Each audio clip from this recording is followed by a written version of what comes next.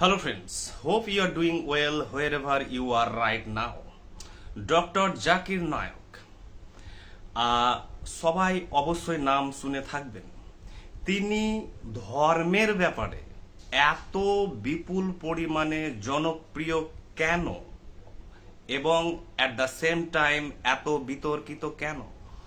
যতগুলো ধর্মপ্রচারক আছে বর্তমানে, তার মধ্যে ডক্টর জাকির নায়ক সবচেয়ে পপুলার অ্যান্ড মোস্ট ফেমাস। আপনি কি জানেন যে ইসলামিক যত ধর্মপ্রচারক আছে পৃথিবীতে আন্তর্জাতিক স্তরে, আমি বলতে চাইছি সেটা ওয়েস্টার্ন হতে পারে এবং ইসলামিক কান্ট্রি হতে পারে, সেখানে বিশাল বড় বড় বৃহৎ ইসলামের স্কলার আছেন যারা অসম্ভব জ্ঞান রাখেন ইসলাম ধর্ম সম্পর্কে, কিন্তু তাদের নাম আমরা সচরাচর কিন্তু জানতে পারি না। কিছু যারা সচেতন, শিক্ষিত, যারা আপডেটেড থাকে তারাই একমাত্র জানেন সেই সব তাবর তাবর বিখ্যাত ইসলামিক ধর্মপ্রচারকদের সম্পর্কে, কারণ তারা শুধু ইসলাম প্রচার করেন বলেই তাদের জনপ্রিয়তা কিন্তু সীমিত এবং তাদের ফ্যান ফলোয়ার্স অনলাইন অফলাইন কিন্তু সীমিত। কিন্তু ডক্টর জাকির নায়ক কিন্তু এতটাই জনপ্রিয় যে তার হাজার হাজার লক্ষ লক্ষ কোটি কোটি কিন্তু অনুগামী এবং ফ্যান ফলোয়ার্স আছেন, থাকতেই পারেন, এতে অসুবিধা হওয়ার কিছু নেই। কারণ কেউ যদি ভালো জ্ঞানী হন বা তিনি যদি প্রচার করেন কিছু, তাতে সমস্যা হওয়ার কথা নয়। কিন্তু সমস্যা অন্য কথায়, যে ডক্টর জাকির নায়কের জনপ্রিয়তার প্রধান কারণ হলো হিন্দু ধর্ম। ইসলাম ধর্ম প্রচারের জন্য কিন্তু জাকির নায়ক ততটা কিন্তু পপুলার বা ফেমাস বা জনপ্রিয় নন, কারণ ইসলামিক ধর্ম প্রচারক অসম্ভব জ্ঞানী ব্যক্তিরা কিন্তু অসংখ্য পরিমাণে আছেন, অগণিত কিন্তু গ্লোবালি ছড়িয়ে আছেন।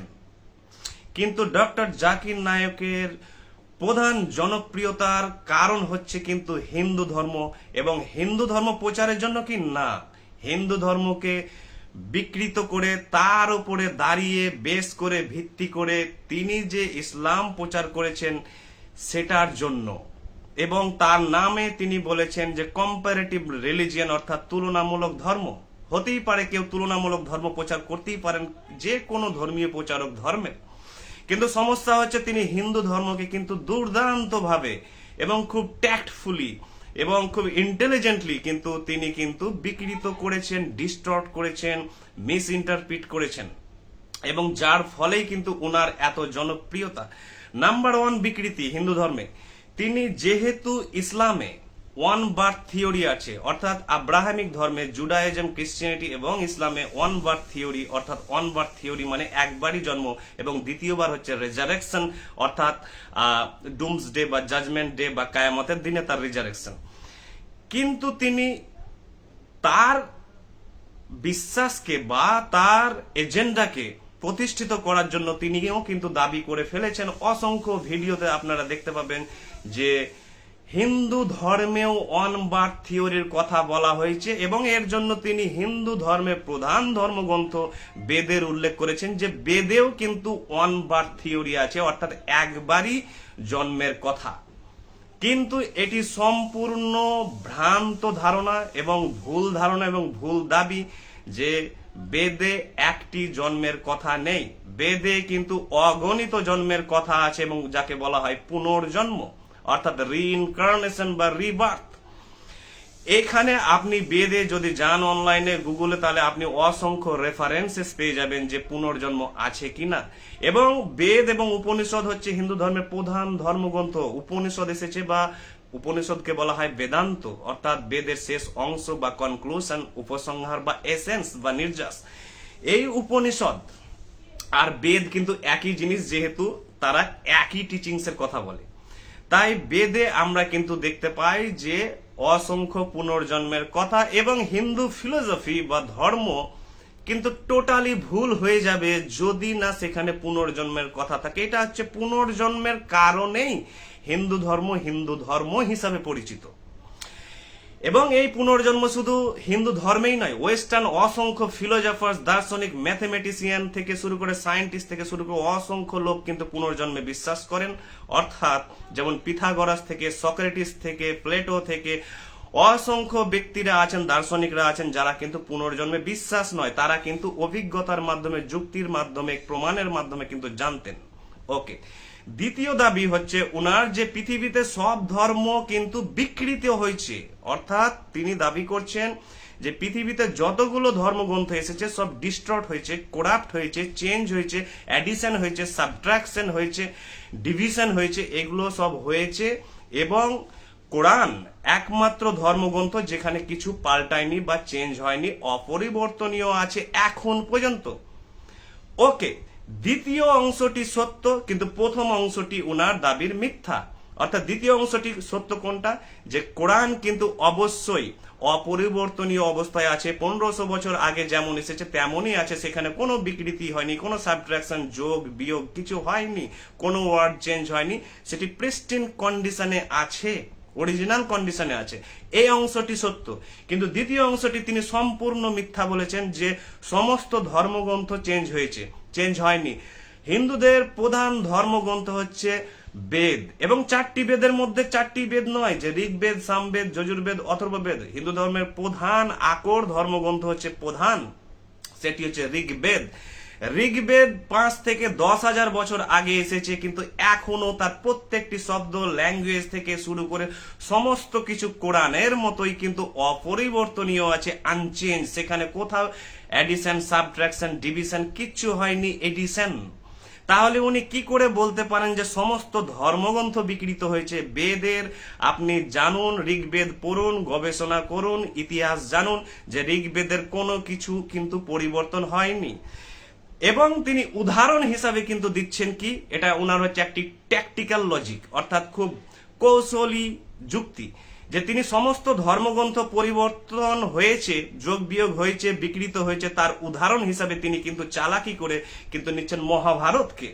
অর্থাৎ মহাভারতে তিনি বলছেন যোগ বিয়োগ হয়েছে, সাবট্রাকশন, অ্যাডিশন। এটা কিন্তু সত্য কথা, মহাভারতে যোগ বিয়োগ হয়েছে মানে কি, মহাভারত কিন্তু একদিনে লেখা হয়নি, ঐতিহাসিক গবেষণায় আছে এবং হিন্দু স্কলারদেরই আছে। এটা এটি সত্য কথা, এটি গোপনের কিছু নয় যে মহাভারত যুগ যুগ ধরে লেখা হয়েছে, এবং জেনারেশন অফ রাইটার্স এবং সেজেস এবং ফিলোজফার্সরা কিন্তু মহাভারত লিখেছেন, প্রায় 1000 বছর লিখেছে লিখতে, এবং শুধু অ্যাডিশন হতেই আছে, অ্যাডিশন হতেই আছে মহাভারত।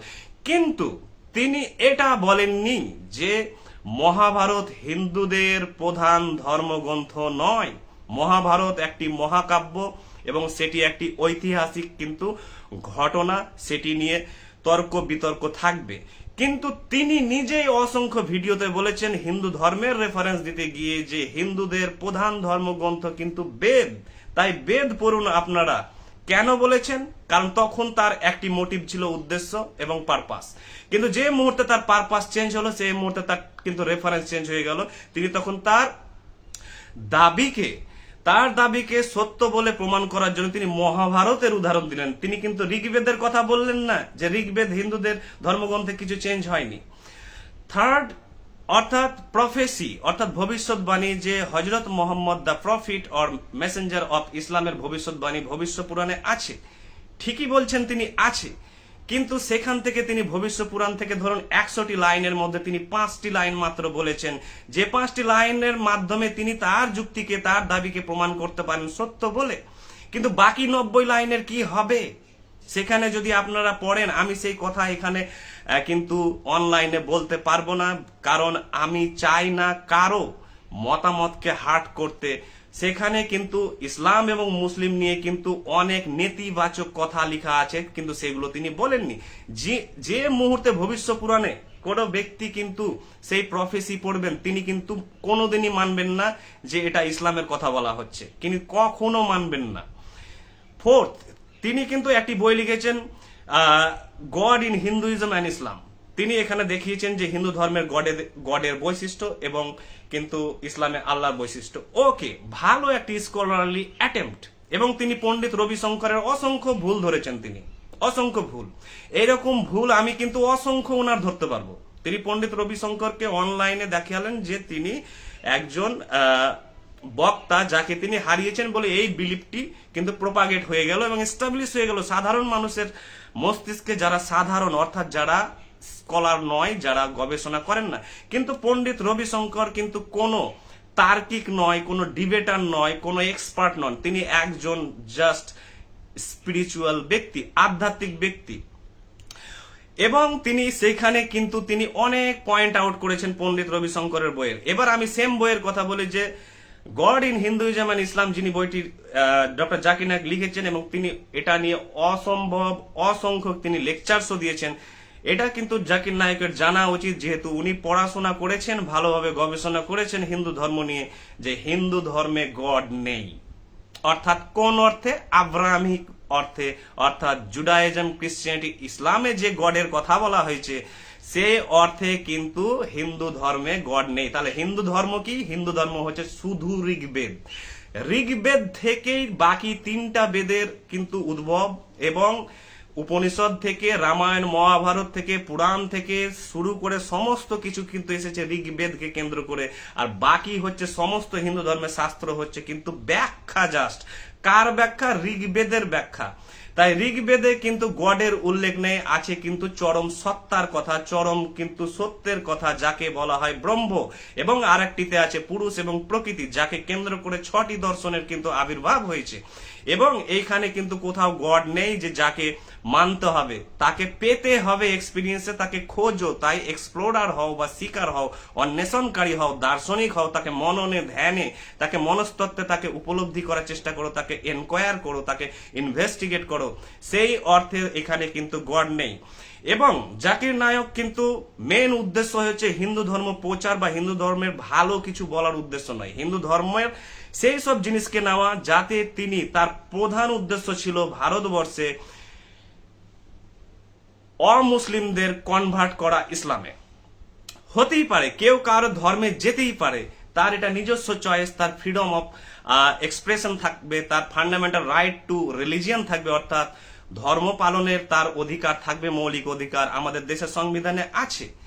প্রবলেম এখানে নাই, প্রবলেম হচ্ছে এখানে যে সমস্ত কিছুকে বিকৃত করার পর এবং ছলনা, ডিসেপশন, প্রতারণা, ডিস্টরশনের মাধ্যমে ধর্মান্তরিত করাটা হচ্ছে আরো ভয়ানক। কিসের চাইতে?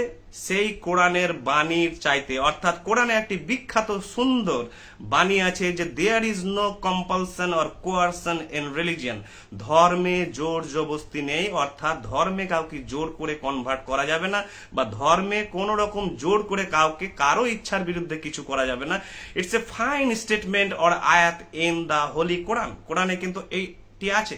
কিন্তু জোর করে ধর্মান্তরিত করলে প্রবলেম কি হবে? ব্যক্তি কিন্তু যেদিন সুযোগ পাবে সেদিন কিন্তু সেই ধর্ম ত্যাগ করে দিবেন এবং পালিয়ে যাবেন।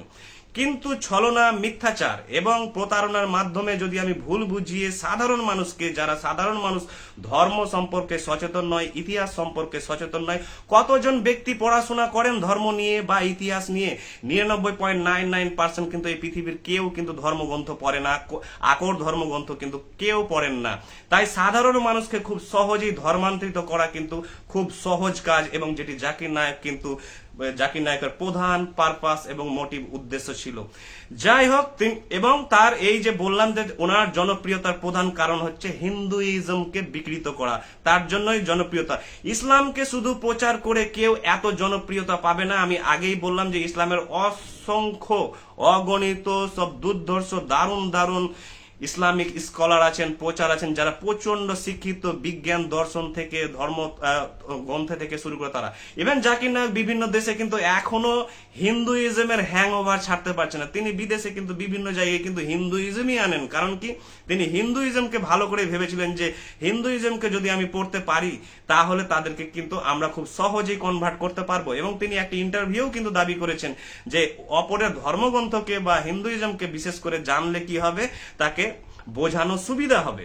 তো বোঝাতেই পারে কেউ কাউকে, কিন্তু সেটা মিথ্যাচারের মাধ্যমে নয়, সেটা কিন্তু ছলনার মাধ্যমে নয়, কাউকে অন্ধকারে রেখে নয়, তাকে সত্য বলতে হবে। এবং আমি শেষে একটি কথা বলবো যে আমি যে কোনো স্কলারের সাথে, যে কোনো ধর্মপ্রচারকের, তিনি জাকির নায়েক হন বা অন্য কেউ হন, আমি কিন্তু তর্কে রাজি আছি অনলাইনে, ইউটিউবে আমার বা ওনার চ্যানেলে।